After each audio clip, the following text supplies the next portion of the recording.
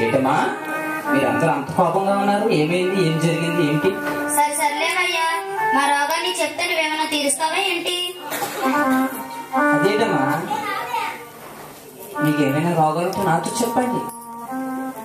మీ రోగాలకు తగిన సమస్యకు పరిష్కారం చూపిస్తానమ్మా. చెప్పండి. ఏమా నీకు వచ్చిన రోగం ఏంటి? నాది విచిత్రమైన రోగమయ్యా. ఏం రోగం అమ్మా అది? ప్రేమ రోగం. ప్రేమ రోగమా?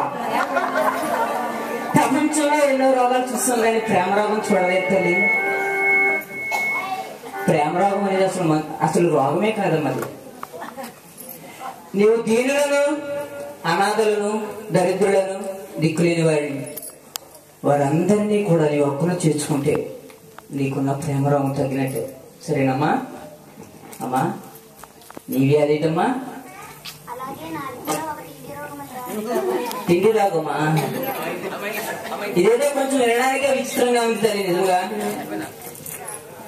నేను తిండి తినేటప్పుడు నువ్వు ఒక్కదానివే కాకుండా నీ అత్తమామలకు, నీ అక్క చెల్లెండ్రకు, నీ తమ్మునకు, నీ అన్నకు, నీ రూపడున్న వారికి కూడా వాటిలో కొంత వారికి కూడా పెట్టమ్మా. అప్పుడు నీ తిండి రోగం పోతుంది. తల్లి నీకున్న రోగం ఏంటి?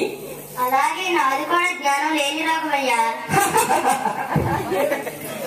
జ్ఞానం లేని రోగమా? ఎన్నో రోగాలు ఉన్నాయి, జ్ఞానం లేని రోగం ఏంటి తల్లి? నీకు జ్ఞానం కావాలంటే దేవుడిని అడగాలి. ఆయన మాటలు చెప్తున్నాయి కదా, ఆయన వాక్యంలో ఉంది. యెహోవా యందు భయభక్తి కలిగి ఉంటే జ్ఞానమునకు మూలము.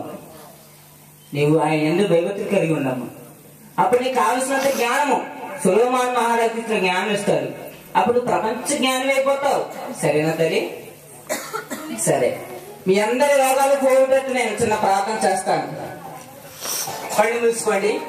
మహాగణుడు, మహోన్నతుడు, మా ప్రియ పరలోక తండ్రి, ఈ సమయం అందు ప్రభా నీ యొక్క బిడ్డలు వారికి ఉన్న రోగములను నా ఎడలు చెప్పి ఉన్నారు ప్రభా. ఈ బిడ్డను దీవించి ఆశీర్వదించండి.